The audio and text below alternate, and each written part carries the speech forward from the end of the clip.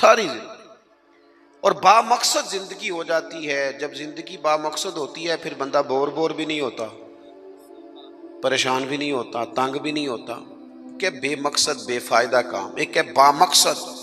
حضرت عثمان غنی رضی اللہ تعالیٰ عنہ فرماتے ہیں کہ حضرت عمر فاروق رضی اللہ تعالیٰ عنہ کا دور مبارک تھا، دوپہر تھی اور گرمی بہت زیادہ تھی، لوگ اپنے اپنے گھروں میں آرام کر رہے تھے۔ مجھے کسی مجبوری کے لیے اپنے گھر کی چھت پہ جانا پڑا تو میں نے دیکھا کہ ایک شخص بوڑھا اونٹوں کو ہانکتا ہوا آ رہا ہے۔ میرے ذہن میں خیال آیا کہ یار ساری دنیا دوپہر کو سو رہی ہے، شدت کی دھوپ ہے، آپ بھی سو جاتے، عصر کے وقت آپ اونٹوں کو چلا لیتے، یہ کون ہے جو اس وقت بھی؟ کہتے میں کچھ دیر رک گیا، لیکن جیسے ہی وہ میرے قریب آئے، وہ کوئی عام آدمی تو نہیں، وہ تو حضرت عمر فاروق ہے رضی اللہ تعالیٰ عنہ۔ آپ فرماتے ہیں کہ میں جھٹ سے سیڑھیوں سے نیچے اترا اور میں نے جناب عمر سے عرض کی کہ حضور اس وقت آپ؟ فرمانے لگے یہ مال غنیمت کے 2 اونٹ بھاگ گئے تھے، انہیں پکڑنے گیا تھا۔ میں نے عرض کی حضور کسی غلام سے کہہ دیتے۔ فرمانے لگے مسلمانوں کے مال کی حفاظت کی ذمہ داری میری ہے، غلام کی تو نہیں نا۔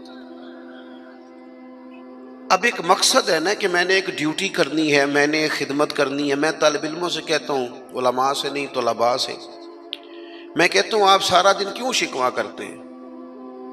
آپ کمیٹی کی مسجد سمجھ کے اس کی خدمت نہ کریں، اللہ کا گھر سمجھ کے کریں۔ مسجد کمیٹی کی نہیں ہوتی، مسجد اللہ تعالیٰ کا گھر ہوتی۔ اللہ کا گھر جان کر آپ اس کی خدمت کریں گے تو آسانی ملے گی۔ میری بات پر توجہ کریں جی، بیٹھ جاؤ بیٹا، اللہ آپ کو خوش رکھے۔ تو اپنی زندگی میں با مقصد کام جب ہم کرتے ہیں تو پھر تھوڑی سی سکون محسوس کرتے ہیں۔ اسی طرح سے نبی کریم علیہ السلام کا ایک تو یہ فرمان ہمیں مقصد بتاتا ہے، ایک دوسری بات سنیں۔ حضور علیہ السلام نے فرمایا، اچھا میں یہ سمجھتا ہوں کہ نبی پاک علیہ السلام کی اس ایک حدیث پر عمل کر لیا جائے نا، جو ہم سب کو آتی بھی ہے، تو سارے ملک میں سکون ہو جائے، سارے گھروں میں قرار آ جائے، سارے خاندانوں میں خوبصورتی آ جائے۔ حضور علیہ السلام نے فرمایا تم میں سے کوئی اس وقت تک مومن نہیں ہو سکتا جب تک اپنے بھائی کے لیے بھی وہی پسند نہ کرے جو اپنے لیے پسند کرتا ہے۔ آتی ہے نا سب کو حدیث پاک؟ ہاں نہ تو کرو نا، چلو جس کو نہیں بھی آتی تھی اس نے ابھی سن تو لی ہے نا۔ حضور نے فرمایا تم میں سے کوئی اتنی دیر تک مومن ہو سکتا جب تک وہ جو اپنے لیے پسند کرتا ہے وہی اپنے بھائی کے لیے بھی، حدیث ہے نا، آپ نے سنی ہوئی ہے نا، ایسے ہی ہے، ایسا ہوتا بھی ہے کہ ہم جو اپنے لیے پسند کرتے ہیں وہی بھائی کے لیے بھی کرتے ہیں، ہوتا ہے ایسے۔ ہم پتہ کیا کرتے ہیں، دکان پہ کپڑے خریدنے جائیں نا تو کہتے ہیں یار کوئی کپڑے دکھا، سوٹ سلوانا ہے، تو 2-4 جوڑے خود لے لیے، پھر اسی انہوں آکید ہے ہوں کوئی دین دوان والے بھی وکھا، وہ کڑے ہوندے نا جڑے پان والے نہیں ہوندے، ایسی بات ہی ہے نا۔ اب جو دینے ہیں وہ بھی، یعنی وہ بڑا نیکی کر رہا ہے، امیر آدمی اپنے نوکر کو کپڑے دے رہا ہے، کہتا ہے یہ بالکل ٹھیک ہے، میں نے بس 2 دفعہ ہی پہنا پہ نیا، بالکل وہ بھائی نواں ہوندا تو نہیں سی دینا، بالکل ٹھیک ہوتا تو دیتا۔ ہم کیا کرتے ہیں، ہم ماحول اس طرح کا ہم نے بنا لیا ہے کہ اپنی ذات، اپنے بچے، اپنا گھر، اپنا ادارہ اس میں بند ہو جاتے ہیں۔ ایک سوچ جو امت کی سوچ ہے، جو قومی اور عالمی سوچ ہے، اس سوچ کے مطابق ہم کوئی کام نہیں کرتے۔ جب تک کہ ہم حضور کے اس مقدس فرمان پر نہیں غور کرتے کہ جو میں نے اپنے لیے پسند کرنا ہے وہی اپنے، تو مجھے بتائیے جب یہ سوچ ہوگی تو کوئی بندہ ملاوٹ والی چیز بیچے گا، غلط چیز سیل کرے گا، دنیا کو دھوکہ دے گا؟ لیکن ہم تو غور ہی نہیں کرتے، بس حدیث سن لی، معاملہ ختم ہو گیا۔ آپ دیکھیں امام غزالی فرماتے ہیں نبی پاک علیہ السلام کے ساتھ حضور کے غلام تھے، ایک درخت پر محبوب نے اشارہ کیا کہ یہاں سے 2 مسواکیں اتاریے، سادی سی بات ہے نا، مسواکیں اتار لی گئیں، خادم اتار لایا، اس نے لا کے حضور کی بارگاہ میں پیش کی۔ ایک مسواک بالکل سیدھی تھی، ایک تھوڑی ٹیڑھی تھی۔ اب مسواک تھوڑی ٹیڑھی بھی ہو تو دانتوں پر چلنے سے انکار تو نہیں نہ کرتی، نہ کوئی دانت صاف کرنے میں کوئی حرج ہوتا ہے، تھوڑی سی ٹیڑھی تھی، ایک ذرا سیدھی تھی۔ تو نبی کریم علیہ السلام کی خدمت میں غلام نے دونوں پیش کر دی تو محبوب نے ٹیڑھی مسواک رکھ لی اور سیدھی حضور نے غلام سے فرمایا کہ یہ آپ آج کل تو یہ کام الا ماشاءاللہ مذہبی لوگ بھی نہیں کرتے. میں ایک جگہ دینی مدرسوں کے اہتمام کرنے والے جو لوگ تھے ان کی میٹنگ تھی تو وہاں ایک صاحب نے بڑا تقویٰ بیان کیا, کہنے لگا میں نے کبھی مدرسے کی روٹی نہیں کھائی, حالانکہ مدرسے کا محتمم ہوں, میں نے نہیں کبھی چکھی, اتنا پرہیزگار ہوں. بعد میں میری باری آئی تو میں نے کہا جی میرا خیال ہے کہ آپ وہی روٹی کھایا کریں جو مدرسے میں پکتی ہے, آپ تقویٰ بدل دیں. آپ کو پتا تو وہ بیچارے بچے کھاتے کیا ہیں, جو کچھ کمیٹی کے صدر کے گھر پکتا ہے اور جو محتمم کے گھر پکتا ہے اسے غور کرنی چاہیے کہ طلباء کو بھی وہی دے رہا ہے, ان کے ساتھ بھی رویہ وہی ہے. کیوں نہیں ان چیزوں کو سمجھتے کہ ہمیں نبی پاک علیہ السلام نے کن مقاصد حیات سے آگاہ کیا. اللہ کے حبیب علیہ السلام نے فرمایا ٹیڑھی مسواک مجھے دے دو, اور اس کی حضور میرے ماں باپ قربان ہو, میری روح میری جان قربان ہو, آپ سیدھی رکھیں. حضور نے فرمایا نا بھئی میں نے خود ہی تو امت کو قانون دیا ہے کہ مومن وہ ہے جو اپنے لیے پسند کرے وہی اپنے بھائی کے لیے بھی پسند کرے. اخلاقاً ایک بات اپنے دل سے پوچھیں, میں اپنے آپ سے پوچھوں, کیا ہمارا بہو کے بارے میں بھی وہی ذہن ہے جو بیٹی کے بارے میں؟ وہ ساری گنجائشیں, وہ ساری معافیاں جو بیٹی کو ملتی ہیں, اور نہیں ابھی بچی ہے تو نہیں ابھی چھوٹی ہے تو نہیں ہم نے ابھی کام کرائے نہیں تو نہیں ابھی مطلب اس پر کوئی بوجھ ڈالا نہیں تھا تو نہیں ذرا یہاں ماحول اور تھا, یہ جتنی کہانیاں بیٹی کے حق میں یاد ہوتی ہیں. مومن تو وہ ہے نا جو اپنے لیے پسند کرے وہی اپنے, تو یہ ساری کہانیاں بہو کے حق میں کیوں نہیں یاد آتی؟ یہ کیوں نہیں یاد آتی؟ یہ جو ہم اپنے داماد کو مشورہ دے رہے ہوتے ہیں کہ چل پتر غصہ نہ کر, آہستہ آہستہ ٹھیک ہو جائے گی, تو یہ والا مشورہ اپنے بیٹے کو کیوں نہیں دیتے بہو کے حق میں؟ خدا کے بندو, جب مومن کے اعلیٰ اخلاق ہوتے ہیں, اس کے مقاصد حیات بڑے ہوتے ہیں, وہ چھوٹی چھوٹی کچی کچی کمزور باتیں نہیں کرتا, خود غرض زندگی نہیں گزارتا, اس کا یہ سٹیٹس ہی نہیں ہوتا کہ بس اپنی ذات سے شروع ہو اور اپنی ذات پر وہ ختم ہو جائے.